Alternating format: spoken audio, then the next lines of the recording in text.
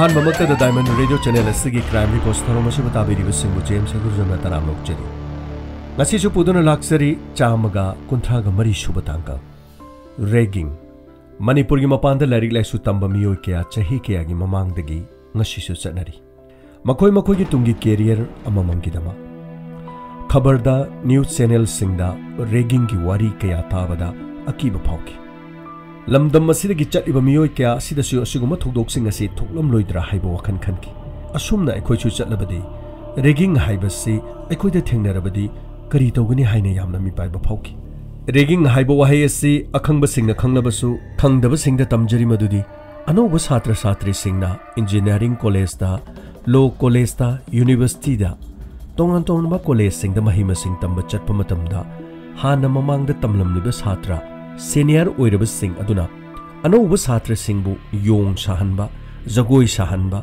ममाइदा हामुक तेसिलनबा नुपादा नुपीगी फिजे छेलनबा नुपीद नुपागी फिजे सेलहनबा तोंगान तोंगानबा कया सिंग असि तौ हाइबे याद्रगना मखोइ मयाम चंगदुनु किहन खंगनबगी थबक कया मरुम तौ मसि हौजिकसु तोंगान तोंगानबा भारत की मफम कयादा चनरी अखनना साउथ इंडिया की कर्नाटका की मफम अमददी इंग्लिश सिंग अनि निपानदगी तोंगानबा लो अमा चनरगा मसि क्राइम नि हाइदुना थिंगबा लेख्रे अदुबु तोंगान तोंगानबा स्टेट सिंगददी ngasi फौबा मसिगी थिंगननबगी अखनबा कोंथांग लोखतखिबदी इरि लेत्रि छात्र छात्री सिंगदा कॉलेज दा इसै सहनबा जगोइ साहनबा मसीद नतना मफी लौथोकहनबा करेमनबा याद्रगना किहनबा मदुना मरम ओइरगा छात्र नत्रगा छात्री अदुदा अकीबा हैनदबा फुंबंगनबा मदुदगी हेंदोक्तुना मखोइना तौरिबा थोंग असिदगी हेना किरक्तुना सुसाइड तौदुना मपुनसी मंगहनखिबा मसाना मसा मथंत सिजबा कया याउकी असिगुम्बा पाउ कया ताकि तोंगा तोंगानबा इंडिया की मफम कयादा अदुबु ngasiगी केस असि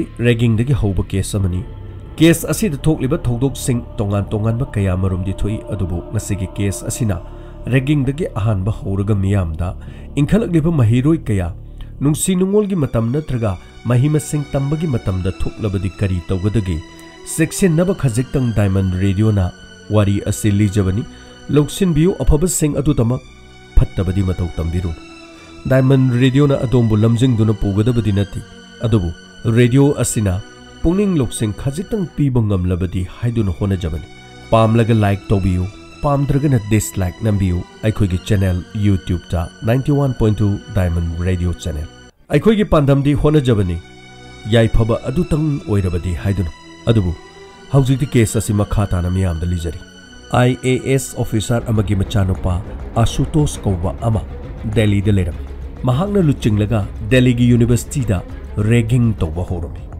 असुमना महाकसु महाकी ममांगदगी मियोय क्याना सथरकपा असिदा रैगिंग हाइबा असिदा सपोर्ट तौदुना महाकसु अनौबा छात्र छात्री सिंगदा रैगिंग तौबगी अमदी असुगुम चनबी सिदा महांगना सरुक महांगना काहेना थवाई यौरम मरमदी ममिंग लेरबा दिल्लीगी ख्वाइदगी अचौबा पुलिस की फम पारिबा अनीसुबा मी अदु महाकी अपोकपा मपा ओइरम मसिना महांगना सिगुम थबक सिंग असि तौबा मतमदा मंगोंदा महाकी नापल अमगा लोइनना मंगोंदा यामना नुंगाइजबसु फावरमी मतम मदुदा श्रीनगर दा लैबा ग्रेजुएशन लोइरगा दिल्ली यूनिवर्सिटी दा मिंग चन्ननबगीदमक मरी मता अमगी युमदा लैरगा मही तमननबगीदमक लाक्लमी नुपी अमखक इंग तप्पी मसक मतौ नुपी अमगी करीमता वातबी मही मसिंगदा खरा हेना थवाई यौजबी प्रिया दर्शिनी लो तमननबगीदमक दिल्ली यूनिवर्सिटी दा मिंग चनखी असुमना महाक यूनिवर्सिटी दा लाको मतमदा अनौब नुपा नुपी कया मची मची दा जगोइबु साहनबने इसैबु साहनबने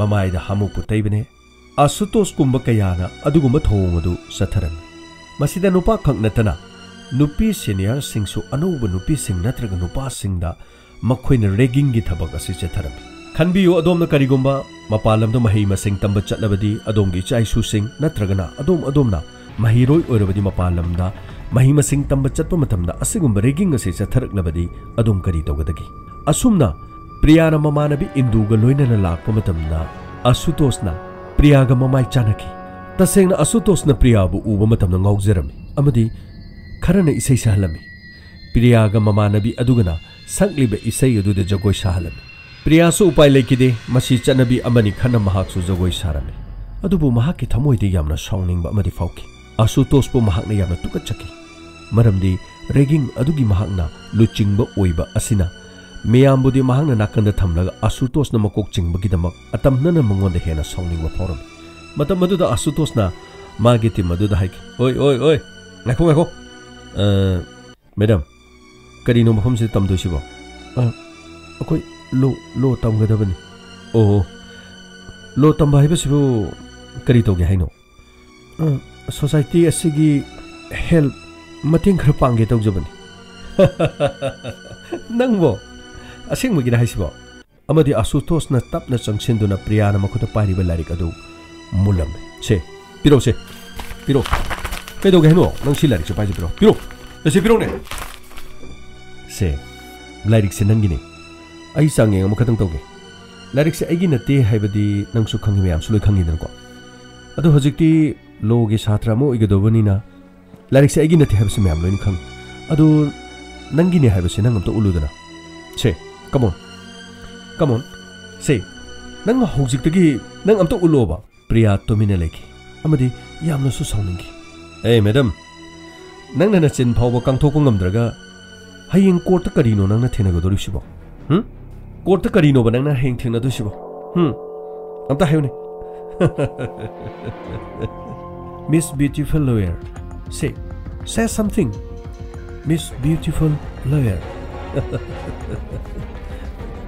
Masigi matungda tapna Priya na Asutosh ki manakta changkirami amadi khanghoudana mahakna Asutosh ki makutta leiriba mahakki larik tu phat launa shatkirami amadi haiki.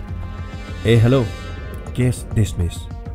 Wahi asi hairaga mahak satkirami. Asutosh na makut adu lukhamda nanduna Priyabu hanni yengjarami. Tasengna haribada Asutosh na Priyabu urba matamda ngaujaba helaki. Masigi matung pung khara leiraba matungda canteen Priya Darshani Mamanabi Induga famduna kopi thaklami amadi tanja aduda Asutosh na mahak matanthalaki.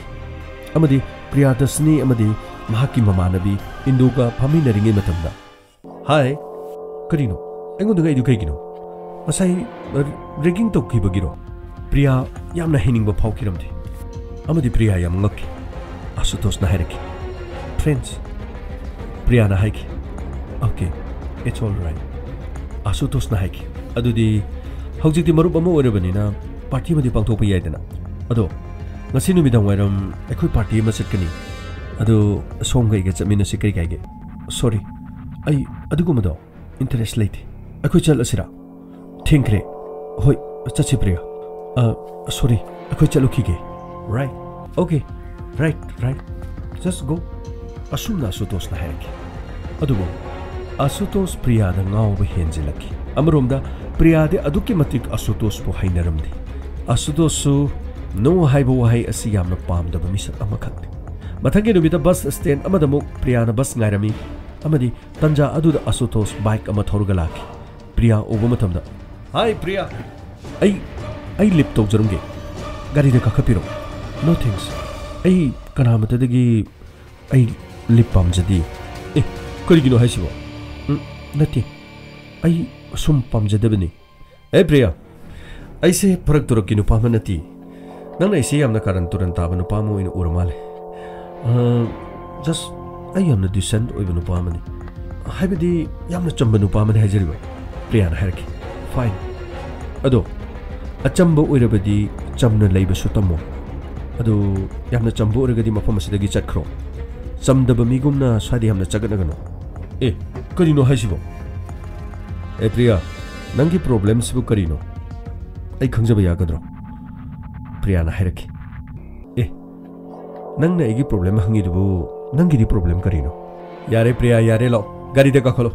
Aigi problem do. Nongoda haigi. Come. Why ase haiba matamda Priya saurapna makhongna tapna chathoki. Matamadu da Asutosh na haiki. Priya. Just stop please. I'm very sorry. Priya. Matamadu da Priya chaplebki. Amadi Asutosh na hairki. Priya. I like you. I am interested in you. Adubu masigi pakhom da Priya na hairki. But I don't like you. Aigi oina dine. Nangse pamsu pamkide haujiksu pamde. Adugane hayeng tungda su sungpam pamlo. Khangabra. Asutosh na hairki. No. Aigi hana su pamki. Haujiksu pame. Adugane nangbo dumak pamdona sulaikini. Priya. Priya, please, Priya. Ashutoshna karigum amata khangba ngamdi. Madudi Priyana mahakpu aduki matik tukachai haibas. No cream high cream tawduna adumuk Priyabu question senaduna adumak laiki. Amarom the university the Priyana Indoga punna canteen amada leram. Amadi mahak amna sorome. Inga sise khoidoga amna sobale. Mahangna IAS officer amagi macha oraga mahna tomingbada tawbi yabro. Ngase ayuk sumana kari doi khangba. Bus stop amada malai. Aina chatpa khudingi mahna suru suru igi tungda sum inebisi maram kaigino. Akoini ehi tambala libasibu nupa ama khoigumgi interest tara. Nupa singna hairaga akoini hekte yagane habasibu madu khanba nupido aidi nati. Ai indu ayamna sawningi. Ai tasingna ayamna peni. Tanja aduda canteen aduda satra satri mayam adugi mamangda Ashutoshna makutta laigi buke mapaiduna mafam adu laki. Hey Priya, Priya, will you marry me? Please, please accept my request. Will you marry me? Nang ay galuhong se. Ay nang galuhong mapame. Nang yaya di habado. Please, ingon hayo. Really, I love you Priya. Matamadu da Priya na harki. Ashutosh, karino nang torisibo. Se, chalo, nang chalo. Mayam lo ini yeng nang Mayam siya khoido lo ini yeng chalo. Just go. Ay bune, mafam masito khongway na bigan. Chalo. Matamadu da Ashutosh na harki. Priya, I love you. Ay kamuan hai. Ay naman ahan bahay kren. Ani suboy na ay naman hai. Will you marry me? Ay nang galuhong pa me. Se, nang yaya di habido. Ay ngon hayo. Ashutosh, karino nang natori siya. Milo ini yeng e habani. Karigino nang mafam sa ibo khongway na risi karigino. Ay nanong da karilang kibagino. Priya, ay kiwahangi pa kumpiyo. Say, come on, please. Priya, ay kiwahangi pa kumpiyo. Wahising na si tawaga Priya puklong hogolaki amadi lay adu lawkirami. Amadi mahangna lay adu langtokirami. Amadi Ashutosh ki mamay da mahangna kupak na taki. Amadi mahangna harami. Pakum panglabra. Nang napama pakum do panglabra ba? Ay na kaya rahanan nung daharaba na to. Nang usi pakum pangdribra. Wahay ese haraga Priya saki amarom da Ashutosh. Sata satri sing adugi mamang da ikay ba fangki. Mahangna tawkiba soyba adu di mahangna kautoki adubu. Priya da mahak singnaba amadi tamtibi helakirami. Masigi matungda Ashutosh na Priya da snigi matungda inaduna atumag laiki. Lap na khut hairakpa kya bus stop to oiro lambi do oiro mapang khudimak to senaduna laikirami. Class yaurba su mahak na mapanda adumak class loiba ngai duna leptuna adumak laiki. Adubu Priya na su tumin laiba haibasi mahak su hainadaba nupi amoirami. Ashutosh ke mong mato asidagi mahak na hainaduduna police ta chatuna report ama Delhi police ta ihalami. Matamadu da police na iraki. Nangonda nupa duna bu solok pro. Sa sok trabasu sok patagi hen ba kya ni? Mapum khudingda college ta chatlabasu tungda duma ko ini inaba. Engonda yamna. Engonda bahang yamna harassment tawi. College puli dudi mi su college sat po weri ni da. Sa college pulabasu mahak aiga locality nate. Tongan-tongan na laibang akta ni sir. Aduga ngasi ayuksu aigi yunggi mamangda mahna leptuna leirami sir. Nang na bhaphatta ba khanbo oirambasu yaida. Mi su thabak chatpo oiramgani. Tanjaruba. Oh. Yunggi mamangda bus stop ta classroom gi mapanda lepa. Masi khakta natana. Ladies ke toilet mapanda. Aikoina mapan thokpa phawbada sangduna leibanu pa asibu tanjabagini haigadorbre sir. Sir. Sengnam to haibiu. Ashutosh ki mathakta action amata lawrurui haibra natraga lawge haibra haibido sir dege muta khangjage sir. Hoine adubudi hawjik phawbadi mahangna nangonda nasa soktri dana physical attempt to bulai bro. Mahang ibu physical harassment pibudo aina hoji babu ngai ki gadori bra sir. No adu haibna tene se pare se nangi damak hayeng dagi na police protection pige hawaldar amanangi tungda dum laigani ko aduga akoina su senagani nangonda harassment tawi tawde habase maduda khudam sangdam phanglagana akoina makhatana hawaldar se dum police protection oina pigani phangdragana akoina mulok thokpa tare dina masigi matungda Priya laki amadi mahak haipam tokpham khangdana laikirami. Hawaldar thamlabasu Ashutoshna mahakbu question senaba haibasi irip lepkiramdi. Library da oja amana kawi haiduna nupa amana Priya da pau piraki. Priya su oja amana kauri boiningduna library ka amada chatki. Adubu library aduda kana amata leiramdi. Sumna tangi Ashutosh leiramki amadi Priya gi khudang paiduna chingsinki.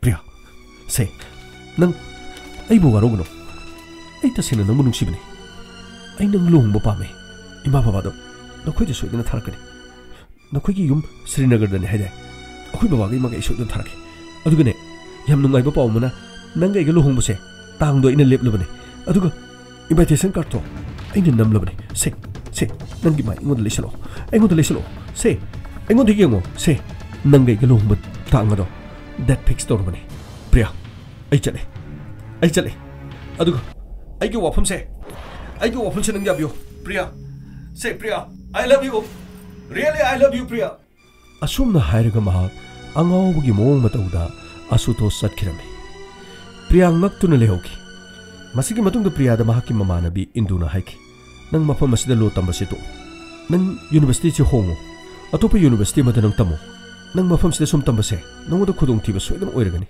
matamadu da Priya na haiki indu aina mafam honglabasu mahak soidana maki atopa mafam amada laklabadi kamdogani mase aina tamlibasi lo ani aina lo tamlibasi masigi manung oina ingoda para emotion mahana ingoda kari to ngamdeno wafam singa se haikirame police ki mateng loduna Asutos police station da koki amadi Priya da karigumba ayat pa amata piroi haidna cheda ihanki masigi matungda Asutos matam kharadi lapthoki adubo Asutos na Priya bu university estate gi tanthokna ne nbigi dama mahak drigi ani amukhakta da nam thak tawduna tammi haibo wafam asi university adugi oza singda haikiram adubo oza singda thigatpa matamda Priya hariba nupi asi drigi ani amukta tawba haibasi oiramdi mahaki wafam se haijanbo wahi oiki asumna mahakna Priya gi punsida akaiba apanba pina nanabagi damak tamna honarakirame nongmanini asumna haukraba matungda nungthil ama Priya na leiriba mari matagi yum aduda Asutos helmet ama uplaga bike amada lakhirame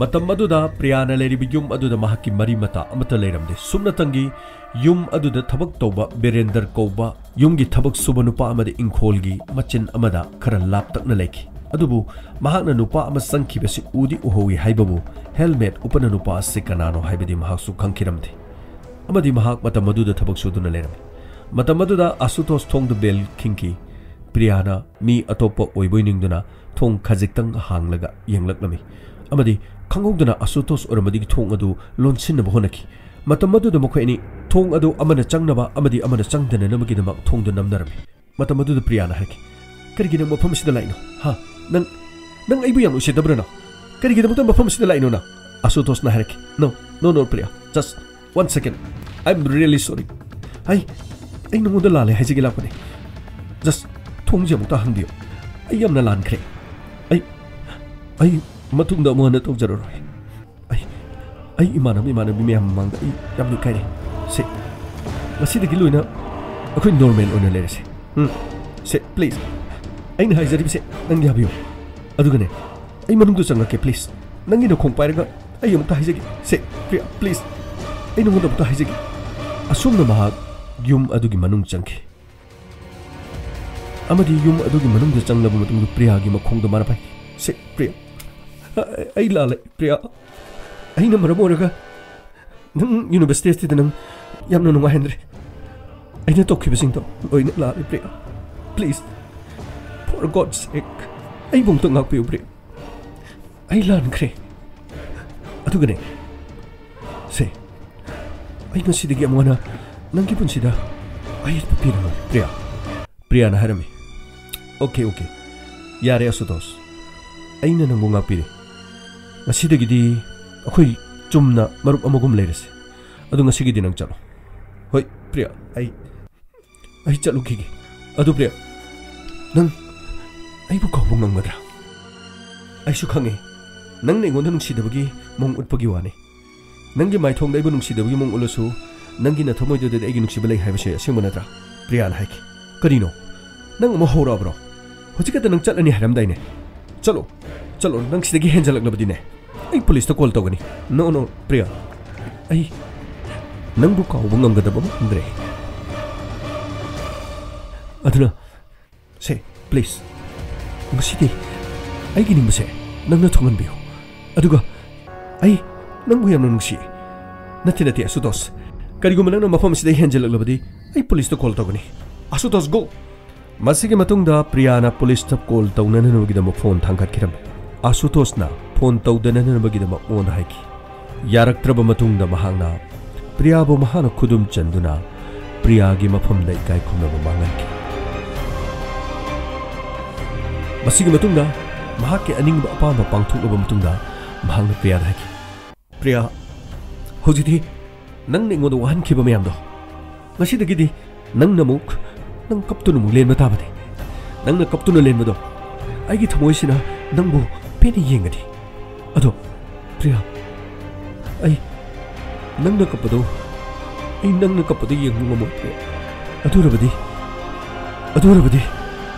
nang thongdok singsilo haidorkani nang na kapna lebado ini yengu ngamo maramdi ai namu nungsi asumna wahi singa se hairaga mahangna ublakpa helmet aduna प्रियागी ममाई द helmet अदुना तरागो हुमदोइरक कनखिरम प्रियागी ममाई अदु फिबम थिन सोकिरमी अमदी लेमाई द इन पुंगांग लांगना ताकी युम अदुदा लेरिबा टेलीफोन गी वायर अदुना प्रियागी मंगक समद लाक्सिंदुना आशुतोष न प्रियाबो हाटखिरम मसिगी मतुंग मफम अदुदगी आशुतोष याम थुना चटखिरमी प्रियागी असीब हक्सांग थिंगनखि अदुबु केस असिगी लाइबक थिबदी आशुतोष के अपोपा दिल्ली पुलिस की ख्वाइदगी चाउबा पुलिस की फम पाइबा अनिसुब मी अमु ओइरम मसिना पुलिस न केस असिगी मतंग अचुंबा पुथोकनबो होनबदा थबक यामना थिनथरमे साखी ओइबा थबक सुबा बिरेंदर हारिबा असिसु महांगना चंखिबा नुपादुगी मसक निथिना उहोबा खंगौबा हाइबदुदी नटखिदे अदुना केस असि यामना सोनबा हाइबदु ओइकी इमुंग मनुंग मरुप मपांगी वादगी अमदी महाक्की तिनबा ममानबी इंदुगी वाहाइदगी सिंगनबा असे आशुतोषता ओइबा ताखी अदुबु लुरिबदी साखीनी पुथोकदोरिबस साखी पुथोकदबा पुलिसु केस असिदा तुमिना लाइकी असुम थामगी मनुंगदा कोर्ट केस खर खर पांगथोकपा असि नतना वारोइसिन पोरपदी गमखिरमदे था खरदगी चही खरदगी चही अहुम लैरगा मरालगिदमा कोर्टता राय लाउथोरकिरमी तसेंगना प्रियादर्शिनी हारिबा नुपीस रेप अमदी मर्डरनी हाइबसिदी यामना चुमले अदुबु एक्यूज असिना व्यक्ति मसिबु हाटपनी हाइबसि अमदी रेप तोबनी हाइबसिगी साखी फंगदबा अमदी युम अदुदा थबक यावरंबा बिरेंदर हारिबा असिसु मांगखिबना केस असिदा आशुतोषपु दंडी पीबदा मतिक चाद्रे आशुतोष के अपोपा IAS की पुलिस ऑफिसर असिगी येंगदुना बेनिफिट ऑफ डॉपता आशुतोषपु थादोगले हाइबदी महाक मराल मतिक चाद्रे अदुना महाक थादोगले असुमना राय ताखिरे प्रियागी इमुंग मनुंग थमो यामना सोखि अमरोमदा मियामगी इहो कंसिलकपदगी केस असि CBI दा मुसिनखि अदुबु CBI ना सिंगनब अमखक लेखि मदुदी केस असिदा मायोकनगदोरिबसि IAS ऑफिसर अमगनी मरम असिना महाक सुमचानुपा कन्ननबगीदमक अंगंबा थाक्तो होनरकनी हाइबसनि मसि सुमसु सुमखिरमे केस असि मपांगन हन्ना हन्ना सोंथकिरमे ममा मपा श्रीनगर द लैबा प्रियाना महाकी मरी मता दिल्ली द लैबा युम अमदा लैरगा मही मसिंग तमदननबगीदमक महाक होनखिबने थोंदोक असि थोक्त्रिङै मतमदा श्रीनगर द लैबा ममा मपा द सुनुपा अमना असुमना मंगोंदा यामना अयेतपा पी हाइबा वफम हाइरखि अदुबु वफम सिंग असिदा महांगना इराइलाइना थेंगनगनि हाइबसि ममा मपा द पिखि मरमदि महांगना तमलिबसि लोन मसि मंगोंदा चांगेंग अमनि हाइना महांगना हाइखि असुमना मखा तारकपा मतमदा इंग्लिश सिंग अनि तरुक तोंगान तोंगान थोंदोक वाथोक कया भारत की मफम द रेप केस अमदी असिगुमलबा नुपी अंगांग द चथबा केस कया थोलकपदगी फास्ट ट्रैक कोर्ट लिंखलखि अमदी था अनि अहुम फाउबगी मनुंगदा असिगुम केस असि लुसिनगदबनी हाइबा सुप्रीम कोर्ट के अकनबा याथंग अमदगी इनौं नौना प्रियागी केस असि पाइखलखि अमदी नुमित अदुदा फंखिबा DNA गित कया असिगी अचुम्बा रिपोर्ट कया लाकपा होखि अमदी सुप्रीम कोर्ट त कोर्टना केस असिगिदमक राय ताबा हौरखि मदुदी मसिगी ममांग द केस असिगी ममांग द थेंगनखिबा कोर्ट सिंग अमदी मदुगी राय अदुगिदमक इकाइबा फावी हाइदुना सुप्रीम कोर्ट हाइरखि अमदी फंगलिबा DNA असिदा आशुतोष का चानबा अमदी हेलमेट फंगलिबा ई सिंग महाक मसागी फिंगरप्रिंट अमदी तोंगान तोंगानबा टेस्ट कयागी रिपोर्ट सिंग असिना महाक रेप तौरगा प्रियाबु हटखिबनी अमदी रेप तौरिबा असि आशुतोष ने हाइबा असि DNA रिपोर्ट अमदी पोस्टमार्टम की रिपोर्ट की निंगथीजना खंगलबा मतुंगदा सुप्रीम कोर्ट ना आशुतोषपु सीबगी दंडी पीखि असुमना इंग्लिश सिंग अनि तरेता आशुतोष की इमुंग मनुंगी माइकैदगी सीबगी दंडी असि अपील तौरुक्तुना हौजिक फाउबा स्टे तौदुना लैरि अदुबु केस असि मखाताना हांगदोकदबदी वाली सीबगी दंडी पीखिबा अदुदा प्रियागी इमुंग मनुंग हराउजखि अदुबु कोर्टना पीखिबा राय द सीबगी दंडी अदु स्टे तौरिबा असि ngakthokpa ngamgadoribra ngamroidoribra haibadudi aikhoi mayam punna yengminaba tari amabu oire aningba kharagidamak apamba kharagidamak pangthokibada thogdok ama thokkiba matamda aigi imungda aigi isada aigi ichalda icheda thoklabadi adom kari oigadagi yengbadadi ubadadi tabadadi nungaibi yai adom da thoklabadi yengningloy taningloi khangningloi asawbana mai hogani laman khumninglakani adubu bharat leibak asida sigumlaba loisindrba case masing thingamdana lei haiba sisu miyam punamana khangnaraba wafam Diamond Radio gidi tamjabani section view asiguma thokdok sing asi thokta nananabagi dama ngak thok view matam punamakta mikupna hom sing na lebi ngasigi damakta di matang asida case asi losinjari mathangda case ama puduna laksage tabiri basingbu James Haigur jamna amukana khurumjari